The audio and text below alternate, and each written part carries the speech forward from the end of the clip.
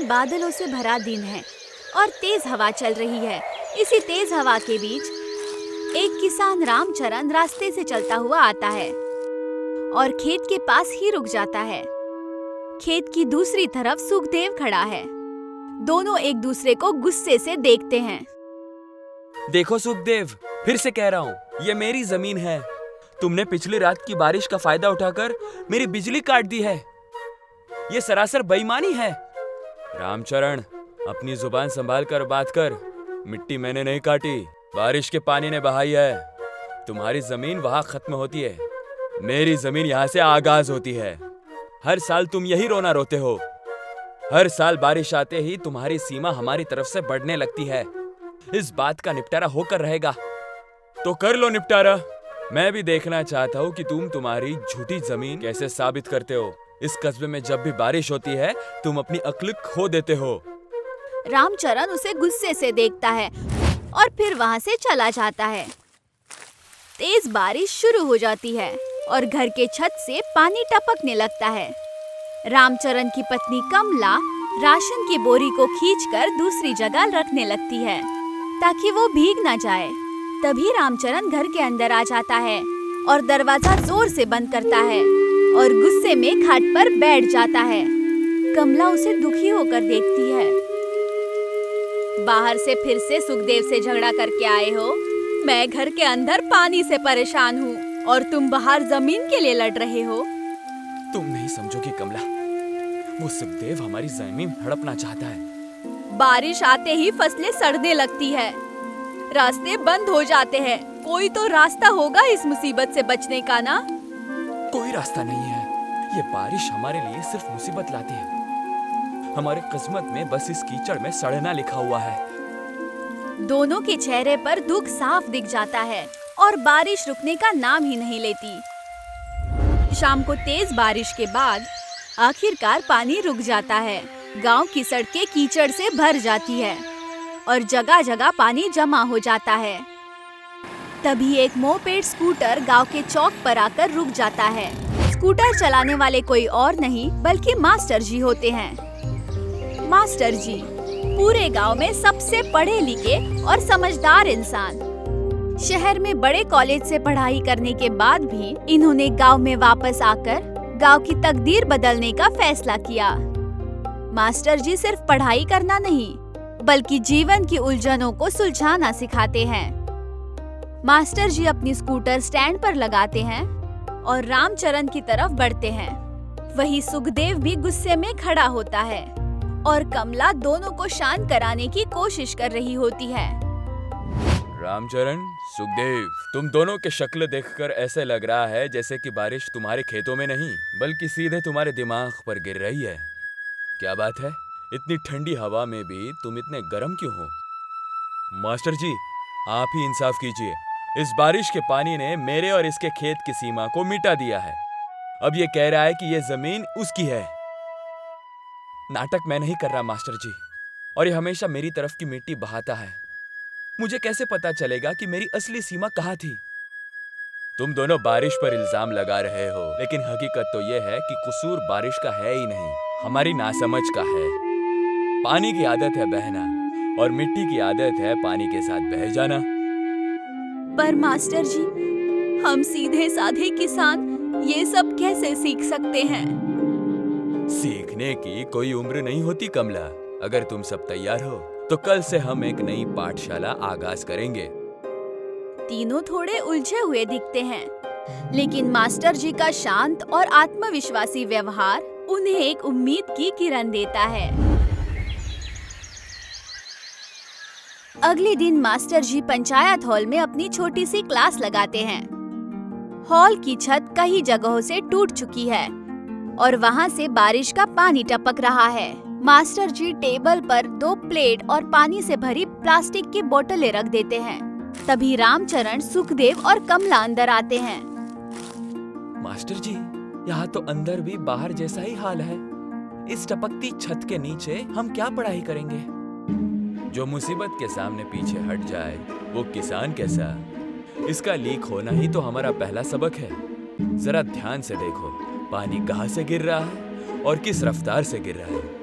Master जी, हमें तो सिर्फ अपनी खेत की मिट्टी बचानी है। इन बोतलों और ट्रे से हमारी खेत की सीमा कैसे तय होगी? आज हम इस बारिश के पाठशाला में सीखेंगे कि बारिश क्या होता है, पानी का दबाव क्या होता है और मिट्टी को बहने से कैसे रोका जा सकता है। जब तुम ये समझ जाओगे तो तुम्हारा झगड़ा हमेशा के लिए खत्म हो जाएगा। मास्टर जी, मुझे तो ये बहुत दिलचस्प लग रहा है। आप मुझे सब कुछ विस्तार से समझाइए। वो सभी मिलकर मास्टर जी से सीखते हैं। मास्टर जी उन्हें समझाते हैं। वो सब मिलकर ध्यान से समझने लगते हैं। बाहर बारिश हल्की हो जाती है और बस बूंदाबांदी रह जाती है। मास्टर जी रामचरण, सुखदेव और कमला को लेकर बरगद के दरख्त के नीचे आ जाते हैं। पढ़ाई के बाद मास्टर जी रामचरण और सुखदेव से कहते हैं कि एक ट्रे में सादी मिट्टी रखें और दूसरी ट्रे में घास वाली मिट्टी। फिर मास्टर जी सादी मिट्टी वाली ट्रे में पानी डाल देते हैं। पानी मिट्टी पर गिरता है और मिट्टी को एक तरफ हटाते हुए उसमें एक लकीर बना देता है। देखो रामचरण, जब जमीन पूरी तरह सपाट और खाली होती है तो पानी सीधे मिट्टी पर गिरकर उसे काट देती है। इसी को सॉइल इरोजन कहते हैं। हाँ, बिल्कुल ऐसा ही होता है। मेरी सीमा की मिट्टी ठीक इसी तरह बहकर सुखदेव के खेत की ओर चली जाती है। देखा रामचरण, मैं तो कब से कह रहा था, अब आपको समझ में आया? मास्टर जी, तो इस मिट्टी को बहने से बचाने का उपाय क्या है? तरीका बहुत आसान है। जमीन को कभी खाली मत छोड़ो। मेड़ के ऊपर गहरी जड़ वाली घास या छोटे पौधे लगाओ। फिर मास्टर जी घास वाली मिट्टी की ट्रे में पानी डाल देते हैं। ये देखकर सब हैरान हो जाते हैं क्योंकि उस ट्रे की मिट्टी अपनी जगह पर बनी रहती है। ये तो बहुत अद्भुत है मास्टर जी। जड़ें मिट्टी को कसकर पकड़ लेती है। अगर हम अपने खेतों की दहलीज पर ऐसी ही घास लगा दे तो पानी छू भी नहीं पाएगा। बिल्कुल ठीक कहा कमला। रामचरण और सुखदेव एक दूसरे को देखते हैं और उन्हें ये समझ में आता है कि सालों से जो गुस्सा दोनों को अलग कर रहा था, उसकी जगह अब मौसम की उन्हें एक समझ आ जाती है। दोनों एक दूसरे को देखकर मुस्कुरा देते हैं। रात को रामचरण कमला के साथ बैठकर सुबह मास्टर जी की सिखाई बातों का नोट्स बनाने लगता है। ये तुम क्या कर रहे हो? आज मास्टर जी ने जो कुछ भी सिखाया, मैं वो सब मिलकर तैयार कर रहा हूँ ताकि मैं सब कुछ याद रख सकूं। अरे वाह, इससे तो हमारा काम और भी ज्यादा आसान हो जाएगा। हाँ बिल्कुल। तभी सुखदेव उनके दरवाजे पर आता है। अरे सुखदेव, तुम यहाँ? हाँ, मैं कुछ सोचकर यहाँ राय मशवरा करने आया हूँ। अच्छा, बताओ क्या? क्यों ना हम खेतों के बीच की सीमा को जोत कर उसमें खूबसूरत फूल और घास लगा दें। इससे हमारी सीमा कटने की मुसीबत भी खत्म हो जाएगी और हमारे खेत और भी ज्यादा खूबसूरत लगने लगेंगे। अरे वाह, ये तो काफी अच्छा फैसला है। इससे तो हमारे खेत सच में बहुत खूबसूरत लगेंगे। तो तय रहा, कल हम दोनों इस काम को आगाज करेंगे। हाँ बिल्कुल। उसके बाद सुखदेव वहाँ से चला जाता है।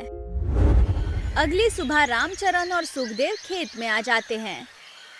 वो दोनों खेत की दहलीज को अपने अपने सिरे से हल चलाकर तैयार कर देते हैं। वो उस दहलीज पर तरह तरह के फूल और घास के पौधे लगा देते हैं। अब ये मिट्टी को मजबूती से थामे रखता है और खेत और भी खूबसूरत दिखने लगता है। वाह, ये काम तो काफी बेहतरीन तरीके से हो गया। हाँ, और अब देखो, सीमा पर ये फूल और घास लगाने की वजह से हमारी खेतों की खूबसूरती और बढ़ चुकी है। सच में मास्टर जी का कोई जवाब नहीं। उन्होंने हमें ये सिखाकर हमारी बहुत मदद की है। तभी मास्टर जी उस जगह पर पहुंचते हैं। बहुत बढ़िया रामचरण, सुखदेव, अब ये तुम्हारी सीमाओं को नहीं काटेगी। मास्टर जी, आपकी पाठशाला की सीख काम आ गई। अगर आज हम ये मिलकर पौधे नहीं लगाते तो आज फिर से हमारी ये सीमा कट जाती। और तेज बारिश शुरू हो जाती है। तभी वो पास के छाव की तरफ भाग जाते हैं और वहाँ से अपने खेतों को देखने लगते हैं। लेकिन अब रामचरण और सुखदेव के बीच कोई गुस्सा नहीं होता और एक प्यारी सी दोस्ती बनने लगती है और ये देखकर मास्टर जी भी मुस्कुराने लगते हैं। रामचरण देखो, तुम्हारी जमीन वही है जहाँ कल थी और मेरी भी वही है। पानी ने हमारी सीमा को छुआ तक नहीं। मुझे माफ कर देना भाई, मैं बिना समझे तुम पर चिल्लाता था। माफी मुझे मांगनी चाहिए सुखदेव। मैं तो बारिश को ही अपना दुश्मन मान बैठा था। असली दुश्मन तो हमारी नासमझी थी। अगर मास्टर जी ये हमें नहीं सिखाते तो हमेशा हम लड़ते ही रहते। जब तक इल्म की रोशनी नहीं होती तब तक हर कुदरती तब्दीली मुसीबत लगती है। आज तुम दोनों ने सिर्फ अपनी जमीन नहीं बचाई बल्कि ये साबित कर दिया है कि इल्म ही हर मुसीबत का रास्ता है। सभी लोग मास्टर जी की इस सीख से सहमत हो जाते हैं और यही हमारी कहानी समाप्त होती है।